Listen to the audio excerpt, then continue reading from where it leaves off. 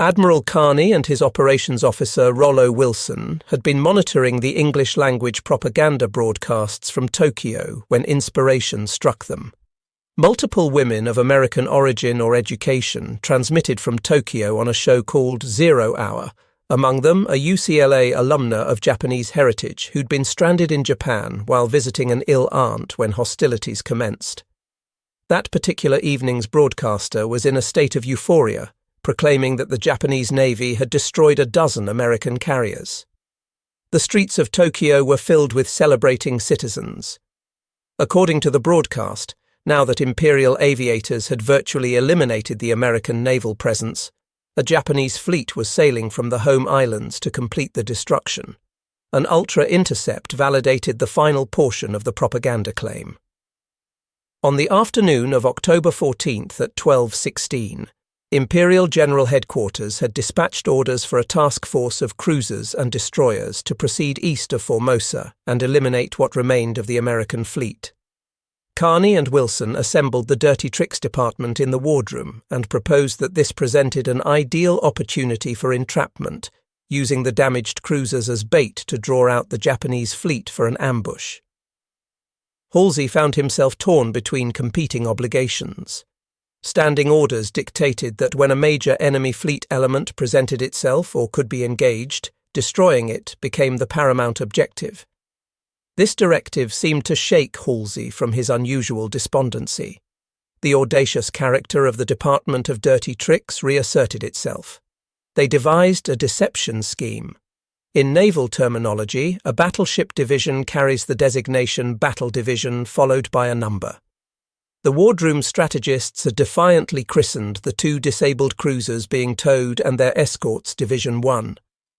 A new designation was now selected, Battle Division 1. Admiral Lloyd Wiltz, commanding the vessels, received orders to broadcast urgent distress calls, prompting one captain to observe that he now understood what a worm on a hook must experience. Meanwhile, one of Halsey's carrier groups positioned itself 100 miles distant, prepared to spring the ambush. The elaborate scheme collapsed. A Japanese reconnaissance aircraft detected the American carriers lying in wait, and the Japanese fleet reversed course toward home. Nevertheless, the Battle of Formosa was considered a decisive success. Over 3 days, the Third Fleet had destroyed or shot down approximately 600 Japanese aircraft, roughly 1/3 the number of German Luftwaffe planes destroyed during the Battle of Britain. Halsey ridiculed the wildly inflated claims from Radio Tokyo, which by this point was asserting that nearly all American carriers had been sunk. He transmitted a message to Commander-in-Chief in Hawaii and Washington, stating that the Third Fleet's sunken and damaged vessels had been salvaged and were withdrawing at high speed toward the enemy. President Roosevelt found Halsey's audacity amusing, and as a morale-building measure, released the message to the public, further enhancing the Bull Halsey legend. Remarkably, the Japanese continued celebrating their entirely fictional naval victory. Newspaper headlines proclaimed it greater than Pearl Harbor, comparable to Tsushima. The Emperor declared a national day of celebration, and Hitler's congratulatory message was broadcast on radio. Imperial General Headquarters claimed the U.S. Navy's effectiveness had been reduced by 60%, with 26,000 American sailors killed. Halsey, whose racist declarations hadn't gone unnoticed in Japan, received particular attention. The Tokyo National Zookeeper was quoted announcing he'd prepared a special monkey cage for the Admiral of the Third Fleet. In February 1944, Admiral Ugaki had recovered from injuries sustained in the aircraft crash. He received command of the 1st Battleship Division, including the massive vessels Yamato and Musashi. Though he'd hoped for an even more prestigious assignment, he was satisfied to return to sea duty. He recognized that within Japan's shrinking navy, desirable commands were increasingly scarce. Sacrifice had become the prevailing ethos. Banquets and geisha entertainment had been prohibited in Japan, where billboards proclaimed luxury as the enemy. Tokyo grew increasingly shabby and threadbare. Park benches had their iron railings removed, along with temple gongs and bells, for armament production scrap metal. Men wore what was termed the national civilian uniform, drab grey trousers and tunic, while women wore mompe, peasant-style pantaloons. On March 22nd, Ugaki wrote that his insides felt unwell and that eating less was advisable. Under current circumstances, he reflected, their food represented excessive luxury. Oil concerned Ugaki more than food, and he worried about American submarines sinking Japanese tankers before they could reach Japan from the south. Only belatedly was the Navy General Staff examining improved convoy protection.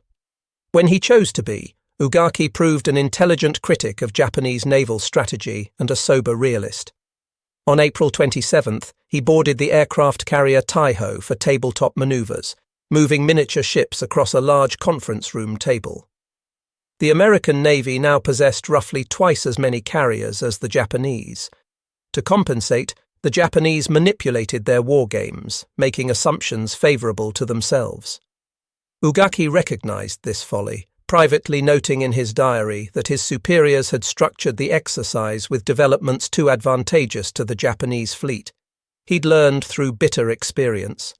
As Yamamoto's chief of staff, refereeing war games before Midway, he too had arbitrarily altered outcomes to forecast Japanese victory.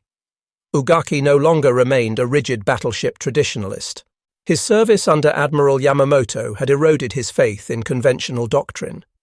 He was even beginning to question what was considered sacred, decisive battle. On April 27th, he wrote wondering why sufficient consideration wasn't given to attacking enemy elements easier to destroy, rather than perpetually seeking decisive battle. Ugaki would continue harboring doubts about Japanese strategy, occasionally speaking up bravely about them. But then he'd succumb to martial fantasies, or retreat into a naturalistic dream world suffused with Yamato spirit, the ideal of ancient Japan shimmering as refuge from war's harshness. Memory sustained Ugaki. He wrote lovingly of his wife Tomoko on the 4th anniversary of her death, acknowledging how much he owed her soul, and he memorialized the anniversary of Admiral Yamamoto's death and his own near death. He remained searching for a way to fight so gallantly that one's name goes down in history and commits self-killing when nothing is left to one. He reread Yamamoto's poetry, though perhaps not fully appreciating his late chief's self-effacement. Quoting Yamamoto, Ugaki wrote, "Mikado's shield I shall always strive to be, never caring for my fame or life." Reality kept intruding. The condition of supply ships appalled him. At target practice, Yamato gunners scattered their shots. Most discouraging was witnessing Zeros crashing as they attempted carrier landings near the Yamato. The inexperienced pilots handled takeoffs better than landings. Accidents became so frequent that Admiral Ozawa, the overall fleet commander, cancelled training in May. Stern, unusually tall, striding with a peculiar loping gait, Admiral Jisaburo Ozawa eagerly sought decisive battle. As commander of the mobile fleet, the carrier strike force, he faced pressure from the Imperial Palace to locate and destroy the American Navy as it swept across the Pacific. Emperor Hirohito demanded of his admirals, who sometimes seemed more interested in preserving their vessels than attacking enemies, "Isn't there some place we can strike the United States?" At a palace conference in early 1944, he railed, "When and where on earth are you people ever going to put up a good fight? And when are you ever going to fight a decisive battle?" Ozawa had developed a plan attempting to overcome the Americans' roughly 2-to-1 advantage in ships. The Japanese carriers would utilize their island bases to extend aircraft range and trap the Americans in a vice. Shuttling between carriers and land bases on Saipan in the Marianas, Japanese planes would bomb American ships repeatedly. This shuttle bombing concept had tactical merit but overlooked the growing superiority of American planes and radar. The new armoured Grumman Hellcat more than matched the Zero. It could climb higher and absorb significantly more punishment. Ugaki had heard accounts of Hellcats emitting smoke after being hit by Japanese fire, but flying safely away, while Zeros struck by Americans burst into flames. Ugaki lamented, "Why can't we get planes that can't be shot down?" Ugaki harbored doubts about Ozawa's battle plan, designated Operation A. Yet as Admiral Ozawa's fleet sailed for the Marianas in mid-June, Ugaki's blustery combination of wishful thinking and fatalism returned. Ugaki sailed ahead of the carrier strike force in a vanguard of 4 battleships, including the 2 largest under his command, Yamato and Musashi, 8 cruisers and 3 carriers. He wrote in his diary, "Can it be that we'll fail to win with this mighty force? No, it can't be." He prepared for battle as he had before Midway, getting a haircut and saving a lock of hair in case of death, and bathing. He recorded, "So am well prepared for the worst." At the Battle of the Philippine Sea, Ozawa's shuttle bombing strategy failed. On June 19th, Ugaki anxiously waited on Yamato's bridge, cringing at a series of blunders. Ugaki's ships mistakenly opened fire on Japanese planes overhead. An American submarine torpedoed Ozawa's flagship, the brand-new carrier Taiho. Attempting to ventilate gasoline fumes collecting below decks, the Taiho crew only spread them. Then a spark ignited the fumes, and the ship exploded, splitting its flight deck wide open. The Taiho's final moments emblematize the warped priorities of the late-war Imperial Japanese Navy. On the bridge, proud Admiral Ozawa engaged in spirited debate with subordinates over the proper way to demonstrate honor. Talked out of going down with his ship, Admiral Ozawa rescued the Emperor's portrait from his stateroom, but in the confusion of abandoning ship, he forgot his codebook and temporarily lost communication with Tokyo headquarters. Ozawa had thrown caution and his pilots to the wind in a final assault on the American carriers. Most Japanese planes were shot down in the Great Marianas Turkey Shoot before reaching their targets. At day's end, Ugaki recorded, "Not only did we fail to inflict damage on the enemy, but we sustained heavy damage." He wondered, is it that heaven still does not side with us? Perhaps it's revealing that Ugaki blamed heaven for Japan's shortcomings, while the Americans, who had shot down far more aircraft, blamed themselves for failing to achieve a more resounding victory. Admiral Mitcher's planes from Task Force 58 found Ugaki's battleships and the carriers they were escorting the next day, June 20th, just before dusk. The scene possessed an almost eerie beauty. As the sun, a giant red orb, hung on the horizon, American planes came wheeling and diving, machine guns blazing, as they skirted giant cumulus clouds piled on a darkening sea. Turning hard, the Yamato and her sister ships executed 90-degree turns, almost in unison, to evade American dive bombers and torpedo planes. One carrier, the Chiyoda, wasn't quick enough, and Ugaki observed a pillar of black smoke rising from her fantail. The carrier survived, but another carrier sailing with Ozawa's main body, the Hiyo, was hit and slowly rolled over. The Hiyo's crew raced to abandon ship, but a young ensign wielding a sword stopped them. He made the crew sing several patriotic songs until, as water swirled around their legs, the men swept past him and jumped overboard. The ensign could be seen waving his sword and still singing as the ship went down. The battle wasn't quite finished. Before the war, Admiral Ozawa had travelled to Germany to study the Battle of Jutland. To him, Jutland's lesson was never to stop pursuing the enemy. So he ordered Ugaki's battleships and the rest of the mobile fleet's vanguard to head east and seek a night battle against the Americans. Planes were sent forward to locate the enemy. But as darkness fell, the lead scout plane radioed back, "No enemy sighted, so I shall return." The fleet was ordered to turn about and head west to safety. Ugaki was by now thoroughly demoralized. The next day he wrote, "Utterly awakened from the dream of victory, found the sky rainy and gloomy, rain clouds will not clear up, my heart is the same when the time for battle's up." Ugaki lamented, "The result of the decisive battle on which we staked so much was extremely miserable." At the Battle of the Philippine Sea, Admiral Ugaki reported to Admiral Takeo Kurita, the overall commander of the Second Fleet, serving as Ozawa's battleship vanguard. Given Japan's extreme aggressiveness in the Pacific War, its premium on sacrifice and willingness to die, it's perhaps puzzling that Admiral Kurita rose as high as he did in the Imperial Japanese Navy. Kurita wasn't a forward-leaning commander. In June 1942, at the Battle of Midway, when two cruisers under his command collided while evading a submarine, Kurita abandoned them as he withdrew from battle. Faced with a difficult choice, he elected not to risk his remaining fleet to protect the disabled cruisers. After one cruiser, the Mikuma, was sunk, and the other, the Mogami, badly damaged by American planes, Kurita was criticized for not standing by the cripples. At Imperial General Headquarters, gossip circulated that Kurita would only attack when directly ordered, that he needed his butt kicked. Yet by June 1944, he'd been given great command, with overall responsibility for the IJN's heaviest guns, a fleet comprised of most of the Navy's battleships and cruisers. At the end of the Battle of the Philippine Sea, on the night of June 20th, Kurita hadn't wanted to pursue the American fleet. He was content to withdraw and fight another day.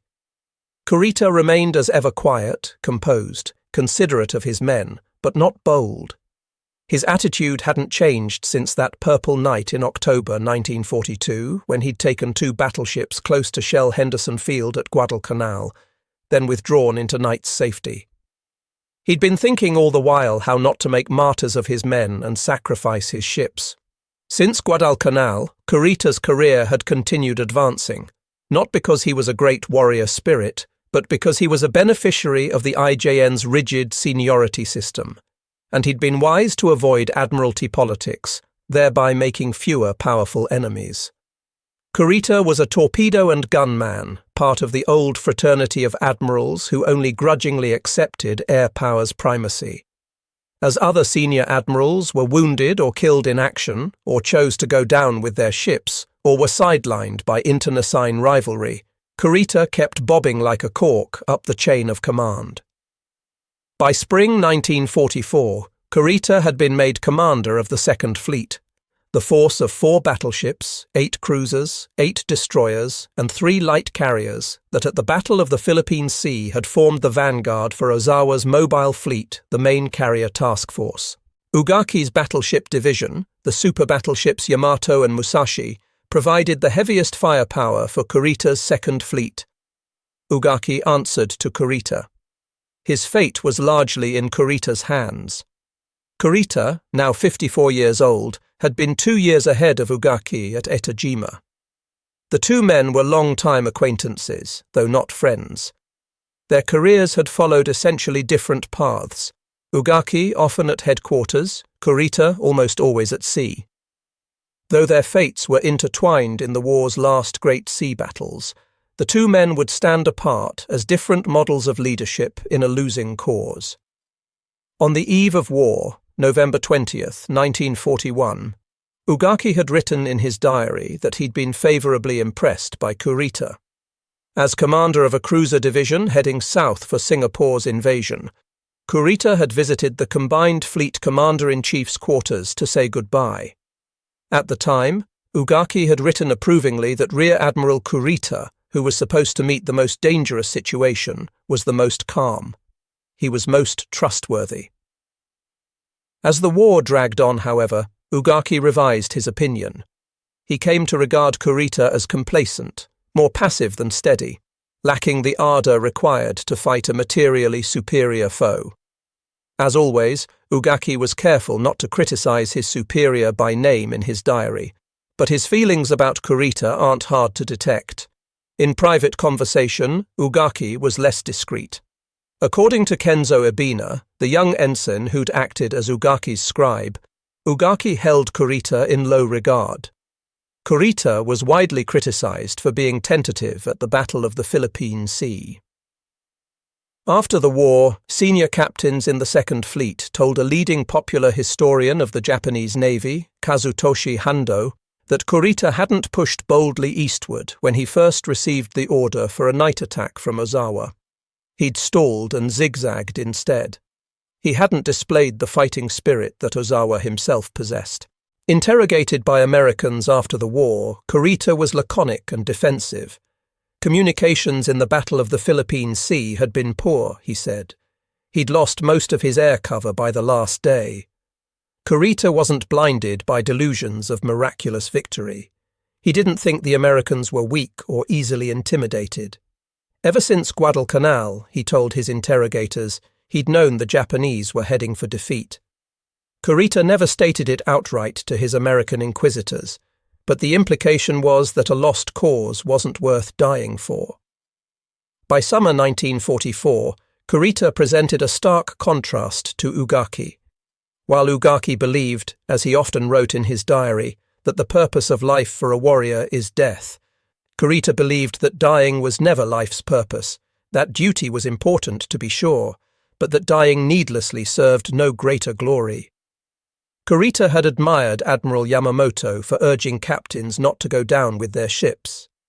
After Yamamoto's death, Kurita's model was Admiral Shigeyoshi Inoue, the most forceful and articulate philosopher of preserving lives and avoiding pointless sacrifice. Admiral Inoue had been Yamamoto's close friend. He would become Kurita's mentor.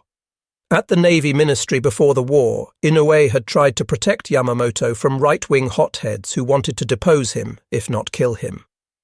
As the war spun toward an ever more nihilistic climax, Inoue stood as an increasingly solitary voice of reason in the Imperial Japanese Navy. His voice didn't carry. Accused of being gun-shy in early sea battles, Inoue had been marginalized and given shore-based commands. Ground down by war and naturally reticent, Kurita kept his admiration for Inoue to himself. Kurita dutifully stayed at sea and in the fight, but he was seared by a near-death experience at Rabaul, the Japanese bastion in the South Pacific, toward the end of 1943. He'd been sent, over protest and against his better judgment, to bombard American landings at Bougainville with a squadron of cruisers. This was the Japanese raid, detected by American codebreakers, that prompted Admiral Halsey to tearfully sign orders for a daring preemptive attack by carriers Lexington and Princeton in November 1943. Kurita's cruisers were refueling in Simpson Harbor at Rabaul at 9:30 on the morning of November 5th, when American dive bombers and torpedo planes broke through cloud cover and began raining bombs. The harbor became chaos, geysers from exploding bombs and churning wakes as ships tried to unmoor and escape, only to be strafed and bombed and set on fire. Kurita was watching on his flagship's bridge, the heavy cruiser Atago, when a bomb fragment ripped out the abdomen of the ship's captain, Nobuyoshi Nakaoka. As he was being carried below on a stretcher, gushing blood, Captain Nakaoka smiled at Kurita and said, "Self-killing." Then he died. Masanori Ito, a journalist who knew Kurita, would later write that Nakaoka's horrific, smiling, pointless death profoundly affected Kurita. It strengthened his feeling of resistance toward any useless sortie, wrote Ito. There's no record of Kurita's inner thoughts at the Battle of the Philippine Sea in June 1944. But a lookout aboard the Atago, Kosaku Koitabashi, recalled seeing Kurita as he stood on the bridge watching planes land on a carrier a few thousand yards away. The pilots, young, green, untrained for battle and inept at flying, were having great difficulty placing their planes down on the carrier deck. The planes would rise and sink, wings dipping and wobbling, as anxious, exhausted pilots tried to line up with the ship. Often they'd break off and come around. Some crashed on deck or plunged into the sea. Quiet disgust played across Kurita's face. At the end of June, Admiral Ugaki sailed back to Japan aboard Yamato. At his hotel at Kure, the great Japanese naval base near Hiroshima, he noticed that citizens seemed grave and even downcast. Their country's plight was beginning to sink in, notwithstanding years of propaganda. Privations were becoming more severe. That summer of 1944, the government instituted a 7-day work week. Prostitutes were being pushed into factory work, chided as accomplices of the Anglo-American ideological struggle. Trains were now so crowded that a number of infants had suffocated, and coffins were so scarce they had to be reused. As a senior naval officer cosseted by ranks privileges, Ugaki didn't feel the pinch himself. He was able to find some relaxation at a geisha house that had renamed itself the Hanazono Service Corps.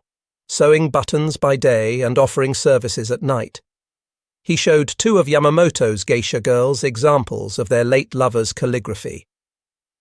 On July 4th, Ugaki went aboard Admiral Kurita's flagship, the cruiser Atago, and spoke to the Second Fleet Commander's Chief of Staff, Admiral Tomiji Koyanagi, who had just visited Tokyo. The Chief of Staff reported that headquarters was in turmoil but still optimistic and planning to shift to guerrilla warfare. Koyanagi didn't elaborate on what exactly guerrilla warfare might entail, but Ugaki picked up the notion and began ruminating in his diary about new ideas and new weapons. In fact, work had already begun on new or special ways of attacking. In the grandly euphemistic lexicon of the Imperial Navy, special meant suicidal. In the Imperial Palace, the Emperor's naval aide, Captain Eiichiro Joe, began pushing self-killing as an official war strategy, apparently with the Emperor's approval, or at least his acquiescence. Captain Joe was a direct descendant of a well-known 13th-century samurai warrior who had been saved when a divine wind, the kamikaze, providentially swept away a Mongol invasion fleet. In June 1943, Joe had drawn up a plan for a special attack corps that would fly planes equipped with 550-pound bombs into American ships. Simultaneously, a pair of Navy designers began work on a one-man self-killing torpedo, the Kaiten, or Heaven Shaker. By shaking the heavens, the Kaiten would turn around the war's course and re-establish the natural order of things, with Japan at the universe's center. The idea of body smashing and keshi, dare-to-die tactics, was centuries old. From the war's very first hours, Japanese warriors had voluntarily and spontaneously sacrificed themselves for their emperor. In April 1944, a young pilot plunged his airplane into the path of a torpedo launched by an American submarine, saving a Japanese warship and winning a posthumous promotion to lieutenant. Told of the pilot's heroism, Emperor Hirohito granted the man's spirit a place at Yasukuni. But until summer 1944, the emperor and his senior commanders had stopped short of requiring pilots to die. The American invasion of the Marianas and the defeat of Japanese forces on Saipan in June and July were the tipping point. The Marianas were supposed to be Japan's defensive perimeter in the Pacific. Once Americans were installed on Saipan, they'd be within long-distance bombing range of Japan. Such a setback couldn't be concealed, and Japanese public discontent began to show for the first time. Dissent was a relative term. No one spoke openly about government failures or about surrendering, or even publicly conceded the war wasn't going well, much less acknowledged it was a disaster. There was nothing like a resistance movement. Only some scrawled bathroom graffiti and the occasional lonely scholar or journalist trying to slip past the special hire police carefully worded double meanings of veiled protest. Still, there were quiet rumblings within government. In the past, vague murmurings of disquiet had preceded violence from the shadows. Hirohito's Prime Minister, General Hideki Tojo, took most of the blame for the surprising developments in a war that, according to newspapers, Japan had been gloriously winning. Threatened with assassination, Tojo stepped down and a new government was formed in July. Saipan's fall might have been the moment to seek peace. The emperor added a well-known dove, Admiral Mitsumasa Yonai, to his cabinet. Along with Admirals Yamamoto and Inoue, Yonai had argued against going to war with America in the first place. If Hirohito had really wanted to spare his people and his sacred islands from destruction, he might have looked for ways to begin negotiating with the Americans in July 1944. But Hirohito often seemed to be travelling on two tracks in opposite directions. Just as he was including a dove in his cabinet, the emperor adopted the policy of gyokusai, or broken gem. Better to be a gem smashed to atoms than a tile that is whole. Japan was the gem. Imperial General Headquarters documents of the time speak of the gyokusai of the 100 million. Like almost every other aspect of Japanese strength, the empire's population was officially exaggerated. It was actually 70 million people. The gyokusai policy wasn't, at least initially, nihilistic. Japanese high command continued believing the Japanese could simply outlast America. that the decadent liberal individualists of the West would fold in a test of wills with the Yamato spirit. Scholars have argued about whether the emperor was the pawn of the militarists or their goad. The best evidence suggests he was a bit of both. A deeply passive-aggressive figure overwhelmed by unbearable destiny. In any case, the Showa throne was entering deep denial in summer 1944. Some steps required of the 100 million were pathetic. In schoolyards, children began making 30,000 balloon bombs supposed to drift 5,000 miles across the Pacific and wreak havoc on America's west coast. At least 9,000 balloon bombs were launched between November 1944 and April 1945. A few made it, killing some trees and an unfortunate adult and 5 children who found a balloon and accidentally detonated it in Oregon in May 1945. The Japanese populace didn't all toe the line. Black markets were popping up here and there. But the thought police pounced on social deviants, arresting movie patrons who failed to remove their hats when the emperor's image appeared in newsreels. From the imperial palace, Captain Gio unleashed the madness in more significant ways. The emperor's aide-de-camp had been aboard Admiral Ozawa's flagship, the Taiho, sunk at the Battle of the Philippine Sea. He'd seen with his own eyes a pilot crash-dive his plane into a torpedo heading for the carrier. For months he'd been discussing body-hitting tactics with Admiral Takejiro Onishi, the IJN's leading advocate of air power. Onishi was brilliant, 7th in his class at Etajima, a hard-drinking, hard-living man who'd caused a minor scandal before the war by publicly slapping a geisha girl for being sullen. In late June, Captain Joe wired Onishi. No longer can we hope to sink the numerically superior enemy aircraft carriers by conventional attack. I urge the immediate organization of special attack units to carry out crash-dive tactics. Onishi had some reluctance to order mass self-killing, but he overcame it. He was infamous in the Navy for his unyielding treatment of 7 Japanese airmen who'd escaped from an American prisoner of war camp. Because they'd violated standing orders to die rather than be taken prisoner, the men were stripped of rank and ordered to fly daytime reconnaissance over Port Moresby, New Guinea, in effect to go out and die, which they did. In autumn 1944, Admiral Onishi began organizing the first self-killing or kamikaze squadron of pilots. The palace blessing on self-killing set into motion a veritable assembly line. First came the Oka, Cherry Blossom, a piloted rocket bomb, very fast but hard to aim. The Americans rechristened the bomb the Baka, stupid. Then the Kaiten human torpedo was put into production, along with the Shinyo, ocean shaker, self-killing speedboat. Eventually, suicidal frogmen, called Fukuryu, crawling dragons, would be wired with bombs and sent crawling across the sea bottom toward American ships. It would be October before the self-killing units were sent into action, but they would make an already horrific war more terrifying. Admiral Ugaki welcomed the spirit of required sacrifice. In July, he faithfully recorded the farewells of the doomed garrison on Saipan. "I am going to charge into an enemy position. Self-killing," wired one commander before losing every one of his 3,000 men, some armed only with sticks in a suicidal night attack on July 6th.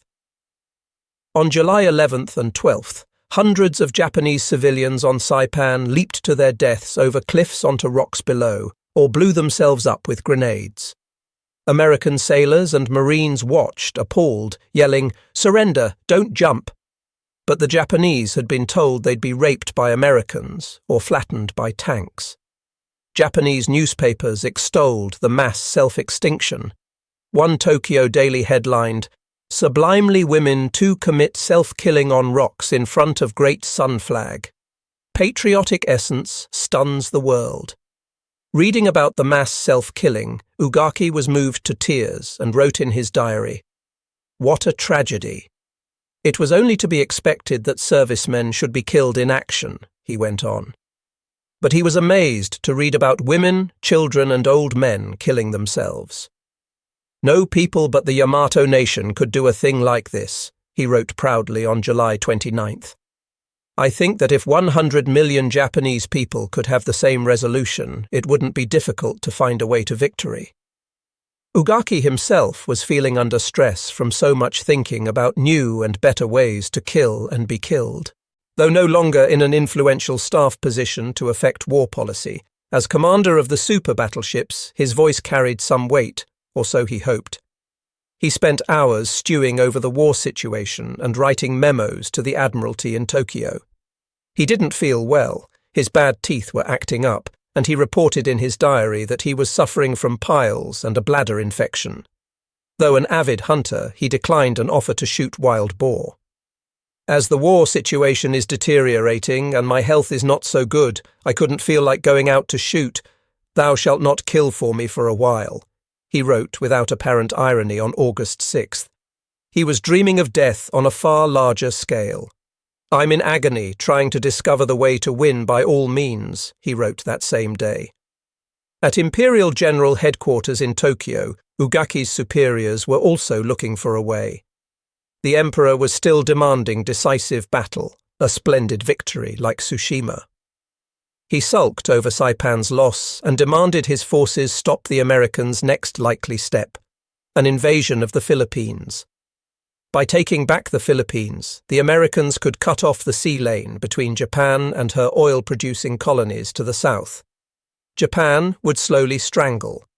On August 1st, 1944, Combined Fleet Top Secret Operations Order Number 83 directed Japanese forces to intercept and destroy the invading enemy at sea in a decisive battle.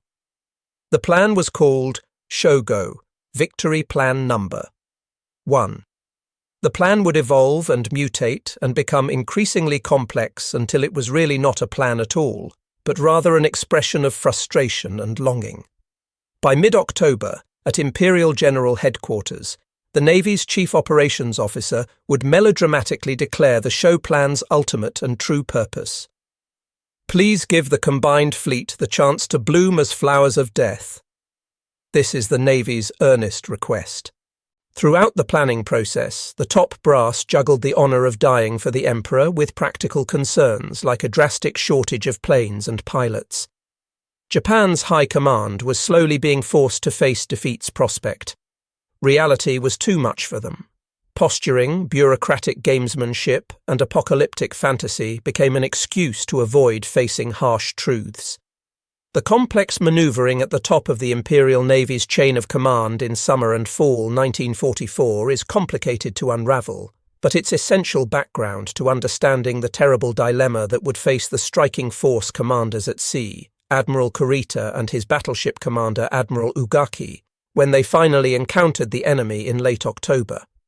Interrogated after the war, the Navy's top man, the Commander-in-Chief of the Combined Fleet Admiral Soemu Toyoda, confessed he'd felt tremendous pressure to defend the Philippines at all costs, even if it meant sacrificing his entire fleet.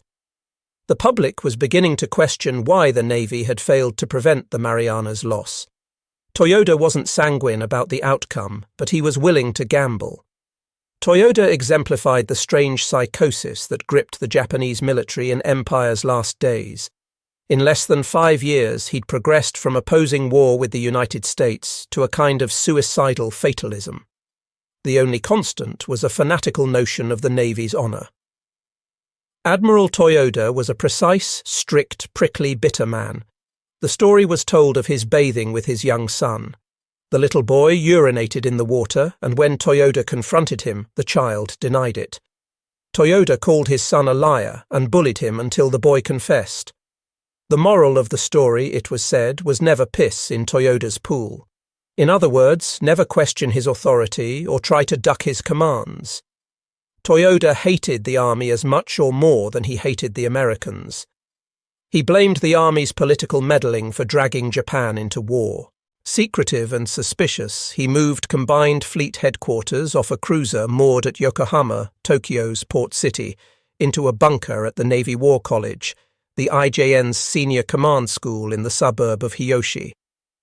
He rarely left, and when he did, he travelled incognito. Toyoda's direct subordinate was Admiral Jisaburo Ozawa, the tall, dynamic, headstrong commander of the mobile fleet, the Navy's carrier task force. The Japanese Navy had its own gun club, but the battleship commanders had finally, grudgingly, recognized aircraft carriers' preeminence. At the Battle of the Philippine Sea, the mobile fleet was the main force. Kurita's battleships and cruisers, the so-called Second Fleet, had been under Ozawa's overall direction. Ozawa was a very able officer, but he too had been reduced by the unthinkable, the likely defeat of the Empire, to contemplating the proper way to die. At first, Toyoda was counting on Admiral Ozawa to produce a miracle. He badgered Ozawa to take his carriers and sail south to Lingga, near Singapore, where Admiral Kurita had moved with the battleships and cruisers of the Second Fleet to be close to a ready oil supply. Toyoda wanted Ozawa to take over the overall battle plan, but there was a catch. After the carnage of the Great Marianas Turkey Shoot in June, the Navy was woefully short of planes and pilots with enough experience to both take off and land on carriers. Ozawa, who was known as very independent-minded, resisted Toyoda's request to go south. He argued that he needed to stay in the home islands to train his pilots. Besides, Ozawa wanted to know if this decisive battle was to be the last gasp of the Imperial Japanese Navy, if the Navy was really planning to throw the entire combined fleet at the Americans, then why didn't Admiral Toyoda, the commander-in-chief himself, go to Lingga to lead the way? Both men were stubborn. While their staffs worked on an intricate battle plan, the commanders argued. It wasn't entirely clear who was in charge. It appeared that Ozawa would be willing to take his mobile fleet to Lingga and join forces with Kurita's battleships if he could muster enough planes and trained pilots. But that might not be until November or December. Toyoda was worried the American invasion would come as early as September, perhaps even in August. In that case, if Americans attacked before the Japanese were ready to fight them head-on, Ozawa said his carriers would act as a diversion. Sailing down from the home islands, they'd try to draw the American carriers north. The Japanese knew the American carrier task force was commanded by Admiral Halsey, and they knew from reading Bull Halsey's own brash talk in the American press that he was the sort of commander who liked to charge. The Japanese would in effect drag their capes in front of the Bull in hopes of luring Halsey into battle off Cape Engano, which in Portuguese means Cape Deception. With Halsey charging north, the way would be open for Admiral Kurita to attack the relatively unguarded American transports as they unloaded troops onto Philippine beaches. The show operation would be essentially carrying out one of the Z-Plan options, the document Americans had captured before the Battle of the Philippine Sea. In that battle, Admiral Ozawa had followed a different tack, attempted shuttle bombing.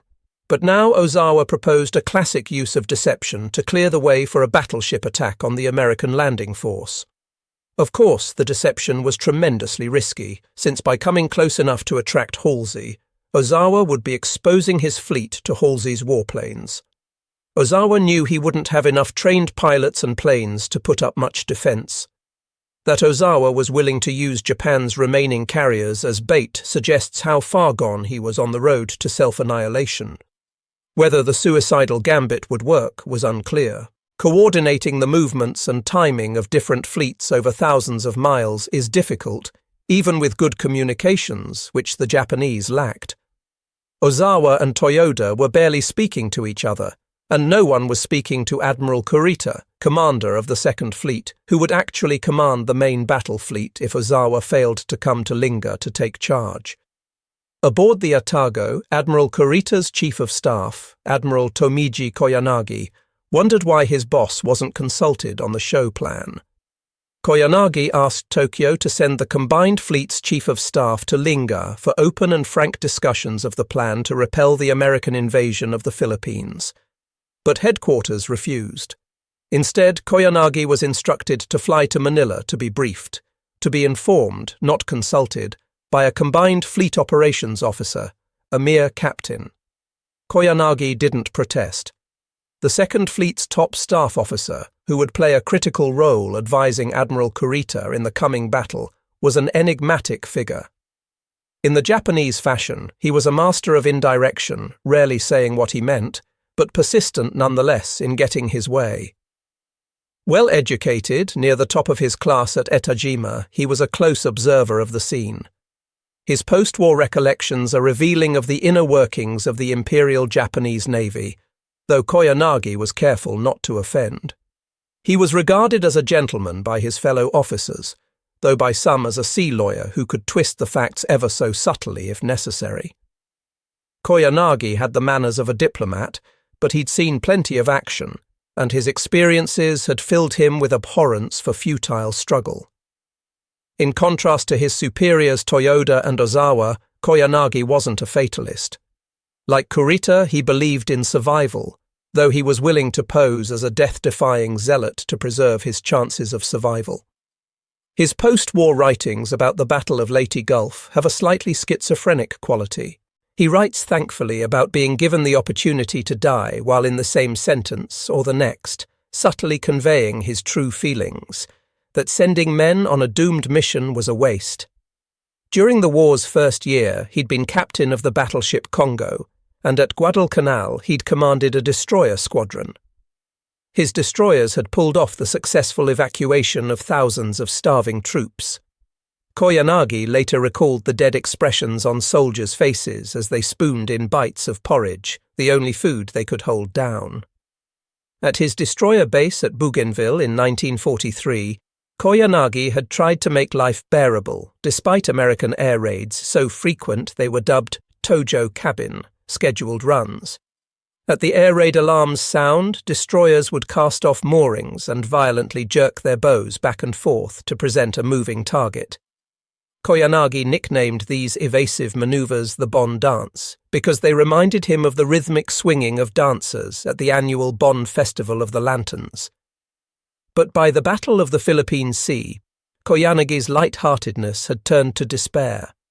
He recalled watching an American reconnaissance plane lazily turning above anti-aircraft gun range as it tracked the Japanese fleet's movements.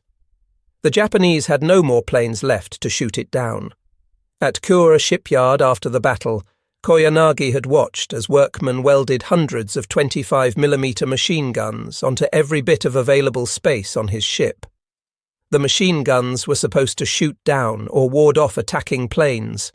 Battleships now carried an extra 90 machine guns, cruisers an extra 60, and destroyers an extra 30.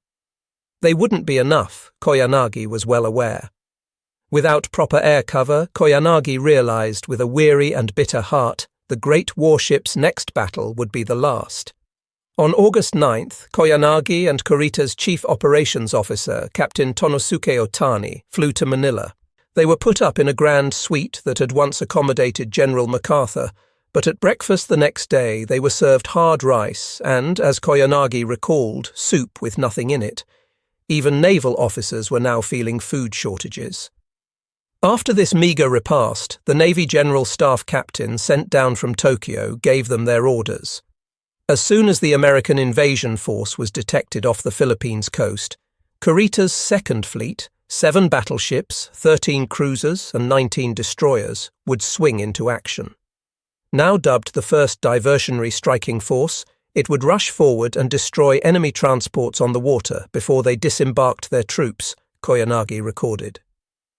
If this failed and transports began landing operations, the attack force would engage and destroy the enemy in their anchorage within at least 2 days of landing, thus crippling the invasion effort.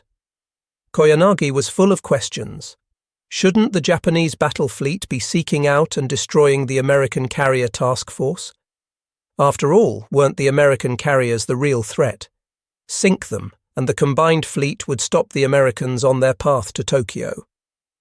Koyanagi was given somewhat vague reassurances that Ozawa's mobile fleet would take care of the American carriers, although how wasn't made clear, since Ozawa had few pilots and planes at his disposal. Koyanagi wanted to at least leave open the possibility that Kurita's battleships could attack the American carrier fleet if the opportunity arose. He carefully and diplomatically posed a question, conceding his duty, but leaving open the possibility for more glorious action. According to this order, the primary targets of the First Diversionary Striking Force are enemy transports, but if by chance carriers come within range of our force, May we, in cooperation with shore-based aircraft, engage the carriers and then return to annihilate the transports? Koyanagi later wrote that this question was answered affirmatively by Combined Fleet Headquarters. Koyanagi had just written a loophole wide enough to steer a fleet through. In the battle to come, he would use it as an escape clause. Koyanagi flew back to Linga to report to Admiral Kurita. He found the commander of the newly created 1st Diversionary Striking Force in his cabin aboard the cruiser Atago. The admiral, Koyanagi observed in a memoir of his service, Kurita Kantai, the Kurita fleet, rarely stated his opinion. He didn't get agitated or moved easily, but this time, Koyanagi noted, Kurita showed his surprise in his expressions. Kurita's reaction was mild compared to that of his captains. Koyanagi later wrote, "On the following day, the report of the Manila meeting and the show plan was conveyed to all the main officers of the fleet. Everyone of Kurita's fleet expected there were going to be some interesting and exciting tales from the meeting. They were taken aback and disappointed to learn that their job was to charge into the enemy's bay and smash the transport fleet. They complained, why couldn't they fight face-to-face with the US main fleet? But the order was the order. Orders are orders." Still, captains wanted to know. As Ozawa had asked, why didn't Admiral Toyoda come down to Linga and take command of this last great sortie by virtually all the battleships and cruisers of the combined fleet? What if Japanese scout planes failed to detect the American invasion fleet while it was still at sea, and as a result, the 1st Diversionary Striking Force arrived too late after the transports had unloaded? What good would it do to sink empty transports? And what about the American carriers? They were the real game. If the Japanese battleships ignored them and sailed for the invasion beach, American carrier-based planes would rain bombs on them, sinking them before they could even reach the beachhead. On and on the questions came. As Chief of Staff for Admiral Kurita, Koyanagi's job was to listen patiently and betray no personal bias or favoritism or sympathy. "Outwardly," wrote Koyanagi, "I rejected all complaints of this nature, but inwardly I understood and sometimes even agreed with my officers." One of the officers, watching and listening as the debate raged, was Admiral Ugaki. As commander of the 1st Diversionary Striking Force's biggest battleship division, including the Yamato and Musashi, Ugaki was the most senior officer after Kurita. As Yamamoto's former chief of staff, Ugaki was a voice to be reckoned with, but he remained silent as more junior captains raged and fulminated. Ugaki was, in his own more fatalistic way, almost as ambivalent as Koyanagi, and just as careful about not revealing his true feelings to fellow officers. Ugaki had at first welcomed the show plan. "Now we have something to study," he wrote on August 13th. "Whether the plan is adequate or not," he went on, "let's bind ourselves together tightly for one object and seek the last decisive battle once and for all." But then his doubts about decisive battle, which had begun to nag at him before the Battle of the Philippine Sea, began to return. He became downcast and began to brood. On the last day of August, he wrote one of his melancholy poems. "Gone is the sun, and the mountain of the clouds loses its colour." For all his invocations of the Yamato spirit, he realized that in the show operation, an inferior force would be attacking a superior force. Such a decisive battle, he knew, left little chance of winning. He began thinking about a sumo wrestler who beats 5 opponents in a row. "I realized that one couldn't win if one grappled and exerted too much effort with each of the 5. One had to win 4 of the 5 by just pushing them out or outwitting them." A case where the sumo wrestler was really matched in earnest occurred only once or twice. The lesson for the outmatched Japanese navy was to avoid decisive battle and instead chip away at the enemy with surprise attacks on the flanks. Alone, away from the other commanders, Ugaki presented his views to Admiral Koyanagi. The Chief of Staff said he'd pass them along to Fleet Headquarters in Tokyo. Ugaki patiently waited for some kind of response. None came. Ugaki swallowed his frustration by going hunting. He roamed the hot sands around Linga, searching for pigeons. Caught in rain squalls, he didn't have much luck. Though I got all wet, the bag was small, he recorded on September 20th. His self-killing spirit would return, then fade. An American carrier task force was spotted near the Philippines. Land-based planes went looking for it. If the planes are to be expended anyway, attack the enemy and perish, Ugaki wrote, favouring for the moment a last all-out spasm of violence. His mind was full of contradictory thoughts, at once wild and prudent. On September 24th, he had a reunion with some Etajima classmates. Who can guarantee that this will not be the last reunion at the battlefront, he wrote. Night and day, the first diversionary striking force trained for the show operation. Ugaki's super battleships took turns playing aggressor. Some days the Yamato would stage a mock attack on Linga anchorage, while the Musashi played defender. Other days the roles would be reversed. Often the manoeuvres took place at night, the preferred hour of battle. The Japanese no longer believed that superior oriental eyesight was enough. Learning from early defeat in night battles at Guadalcanal, Americans had begun using radar. After much delay, the Japanese had finally responded by installing radar in their warships, though it was crude and not yet very effective. In the tepid waters off Linga, the war games continued.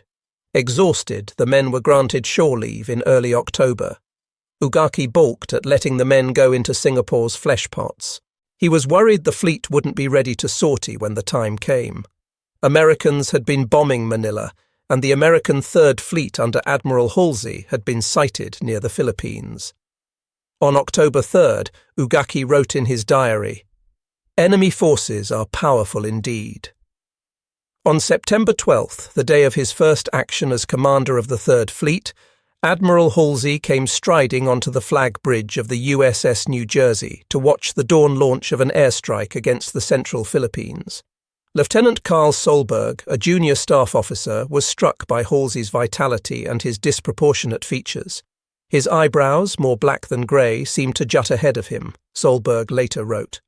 Although Halsey wasn't a big man, his shoulders and head were so large that he almost seemed to lurch as he walked. Halsey advanced like a boxer, rising on the soles of his feet with a spring in his step.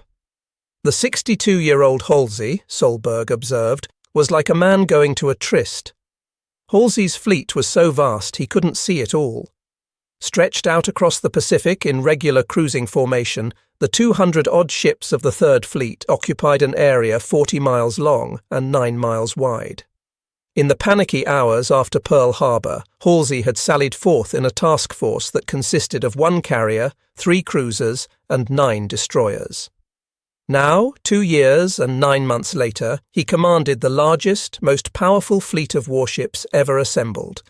18 carriers, 6 battleships, 17 cruisers, and 64 destroyers.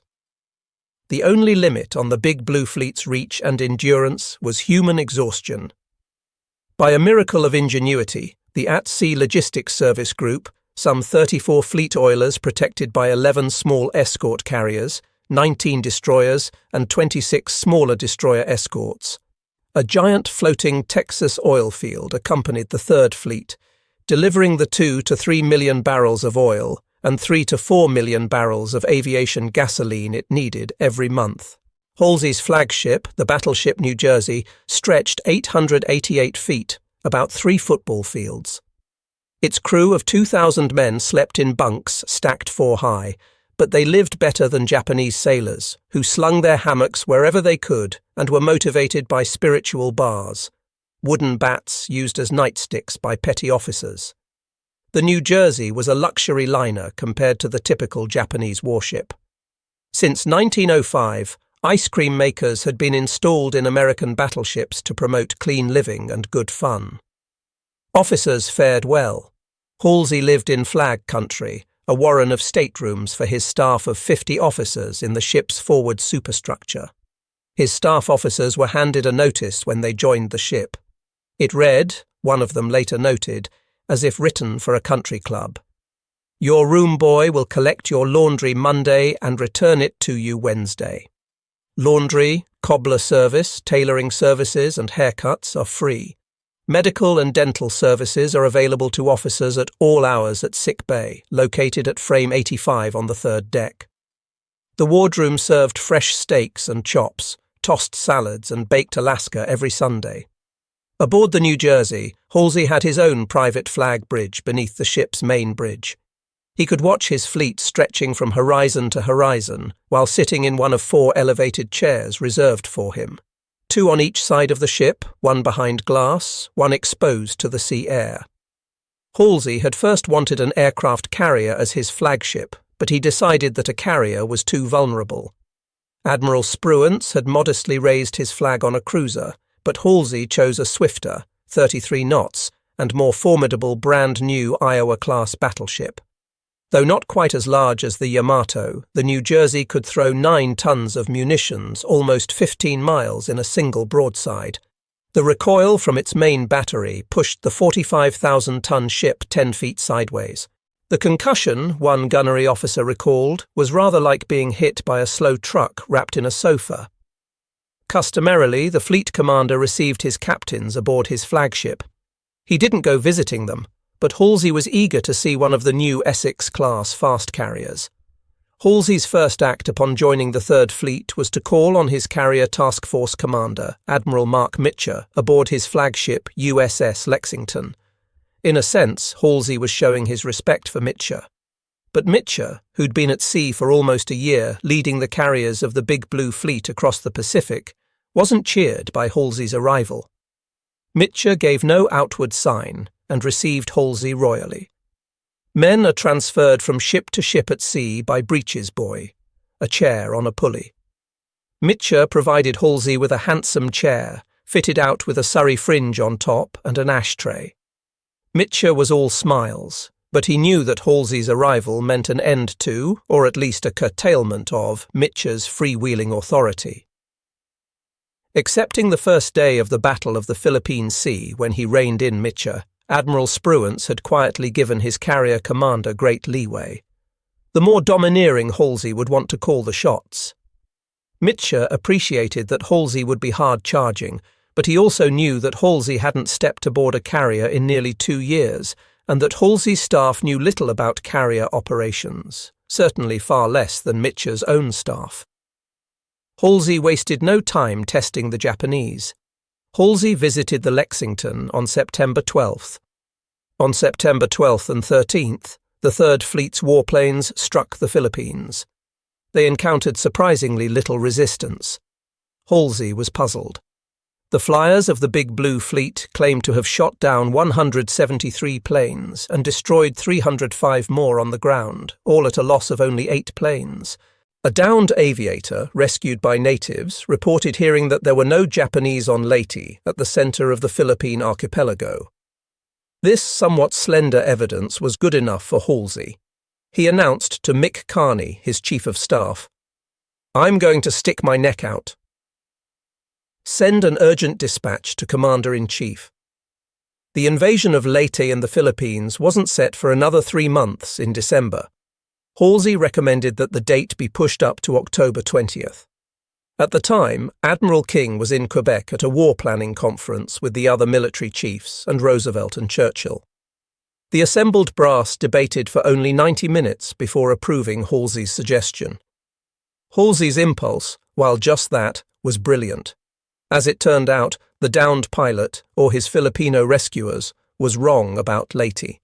This island was crawling with Japanese, and reinforcements were on the way. But by pushing up the invasion date from mid-December to October 20th, Halsey guaranteed that Japan wouldn't have enough planes and pilots ready to mount a decisive air-sea battle against the Third Fleet. Though he didn't know it, Halsey was forcing the hand of Admiral Toyoda and the combined fleet before they were ready. Halsey was as ever impatient to get at the Japanese fleet. On September 15th, Lieutenant Solberg observed Admiral Halsey sitting on his bench in flag plot as the Third Fleet provided protective cover for a marine landing at the Palau Islands. Flag plot, a deck above Halsey's living quarters, was the nerve centre for all Third Fleet operations. It was a teeming place, recalled Lieutenant Commander John Lawrence, who, like Solberg, was an air combat intelligence officer evaluating threats, targets, and raid effectiveness. Officers pored over a large chart table while sailors wrote on clear plastic plotting boards with grease pencils and relayed orders over a cluster of voice tubes. Halsey sat ostentatiously reading a dime store paperback. Solberg wondered at this staged picture of repose. He guessed that Halsey was making a show of confidence in his men going into battle. The Admiral was so serene he could read novels.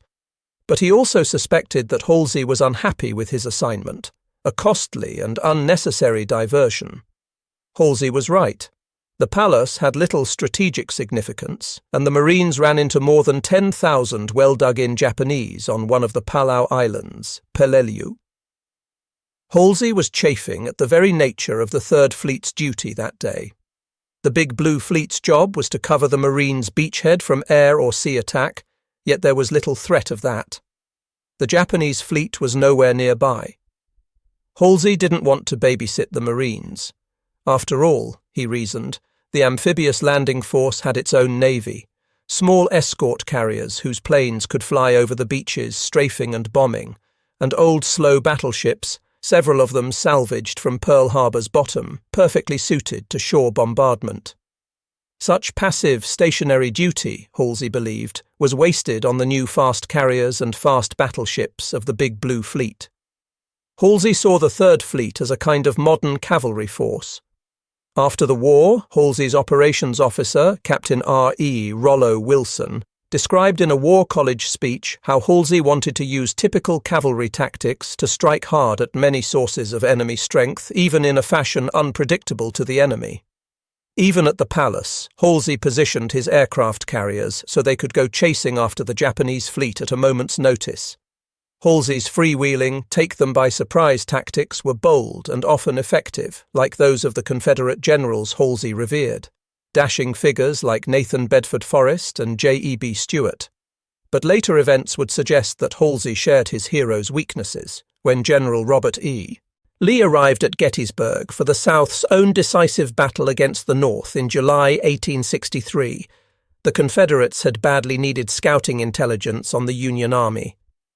Stuart's cavalry was off joyriding, nowhere to be found, and Lee was deeply disappointed.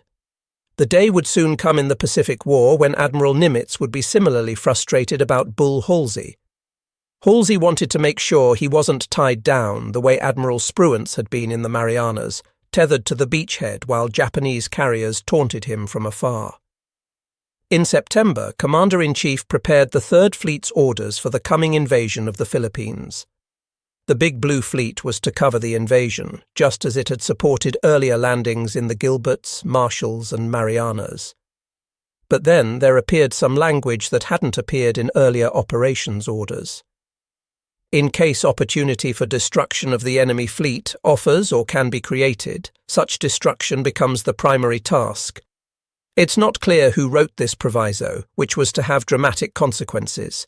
A fatal tail that wagged the dog, as the great naval historian of World War II, Samuel Eliot Morison, later wrote.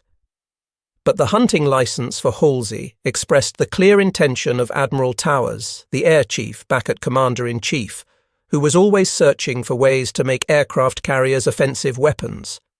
Towers, ever the champion of the Brown Shoe Navy, wanted to free the Third Fleet commander from the chore of covering troop landings.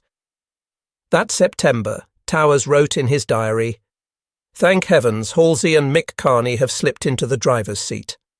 Halsey was quick to grasp the meaning of his broad writ.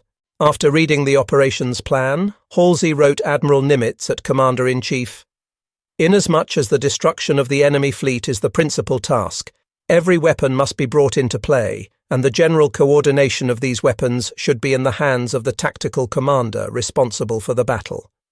My goal is the same as yours, to completely annihilate the Japanese fleet if the opportunity offers." By tactical commander responsible for the battle, Halsey meant himself. Halsey reported to Nimitz, who at the time didn't object to Halsey's license to roam. Unfortunately, Nimitz wasn't the only commander with a stake in Halsey's operations. The reoccupation of the Philippines was to be a joint Army-Navy operation. The invasion itself would be staged by General MacArthur, fulfilling his vow to return to the Philippine Islands he'd been forced to abandon in the war's first months. The amphibious landings would be covered by the 7th Fleet under Admiral Thomas Kinkaid. The 7th Fleet, also known as MacArthur's Navy, with its small escort carriers and aging battleships on loan from the Pacific Fleet, was fine for shelling and bombing Japanese positions. It was less well equipped to hold off an attacking fleet, the task assigned to the 3rd Fleet. Kinkaid reported to MacArthur, just as Halsey reported to Nimitz. The chains of command stayed separate all the way to the Commander-in-Chief, President Roosevelt. Halsey's operational orders, with their seeming carte blanche to break off from supporting the landings, said nothing about getting permission from General MacArthur or consulting with Admiral Kinkaid. Halsey wasn't even required to notify them.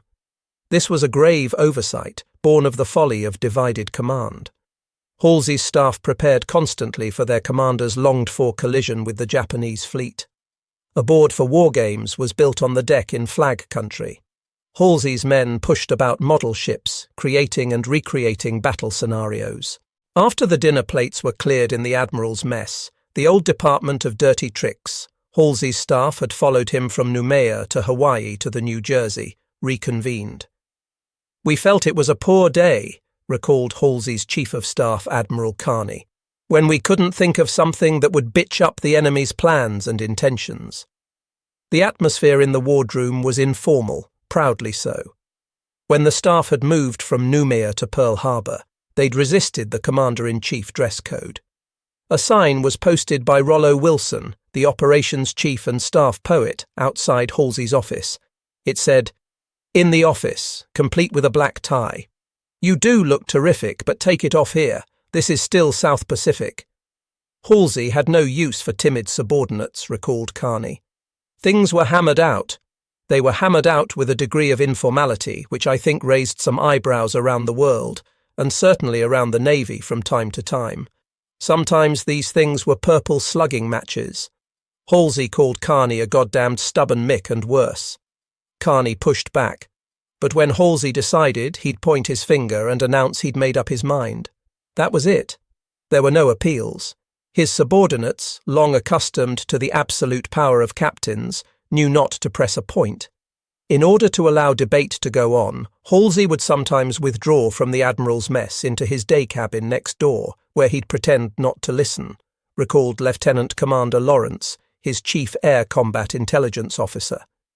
But the Admiral would jump in if he heard something he didn't like. One night, a new arrival on the staff, a regular Navy officer who was a little too smug about his Annapolis class ring, made the mistake of condescending to Dr. Doug Moulton, Halsey's Air Ops officer, who was a reservist. "You, a reserve officer, dare to argue with me?" The ring knocker sputtered at one point. Halsey came storming into the room, Lawrence recalled, and chewed out the startled and abashed Annapolis man. Halsey's staff returned his loyalty. The staff was devoted to Halsey. He was the most marvellous man to work for. He had a temper, but he was kind, Lawrence recalled, and he had extraordinary charisma. Every day Lawrence played cutthroat deck tennis with Halsey and 2 other staff officers, stripped to their shorts, on a court created on the foredeck next to a 16-inch gun turret. Lawrence partnered with Marine General Bill Riley, Halsey's bluff chief of plans, whom Halsey's critics at Commander-in-Chief regarded as a weak planner but an iron-fisted partier. Halsey's partner was his doctor, Carney's Piggy Weeks. Halsey met Dr. Weeks at a cocktail party in Pearl Harbor at the end of 1943 and had been charmed by him. Wisecracking and determinedly, if somewhat manically, upbeat, Weeks functioned as a kind of all-purpose morale officer for the staff. He wrote funny, ribald diagnoses of their various ailments, which usually seemed to centre around sexual deprivation. Weeks also controlled the wardroom liquor supply. Drinking alcohol had been banned aboard Navy ships since World War I, but Weeks and Halsey had a benign view of drink's medicinal properties. When he heard that stressed-out pilots were being given sedatives, Halsey ordered that the pilot's ready room be supplied with bourbon instead. Judging from the quantities of bourbon and scotch that Halsey bought for his wardroom liquor stores every month, some spirits may have been consumed in the wardroom as well. Lawrence could recall only one drinks party aboard ship, after a stressful series of air raids against Japanese bases on Formosa in October, but he suspected that Dr. Weeks gave his patient a shot or two at bedtime. Weeks was very sensitive about Halsey's emotional as well as physical health. "We all were," recalled Lawrence. Everyone in the wardroom knew about the psychosomatic rash that had put Halsey into a hospital and kept him out of the Battle of Midway. Lawrence, a genial Boston Brahmin educated at Harvard, loved the free-flowing, relaxed, often entertaining banter and debate of the dirty tricks department. But he was uneasy about the tension he felt with Captain Mike Cheek, the staff's chief intelligence officer. Cheek outranked Lawrence, but he wasn't as comfortable with the give and take in the Admiral's mess. Cheek rarely went to flag plot, preferring to maintain an office in his stateroom. Cheek was a very tense person, Lawrence recalled.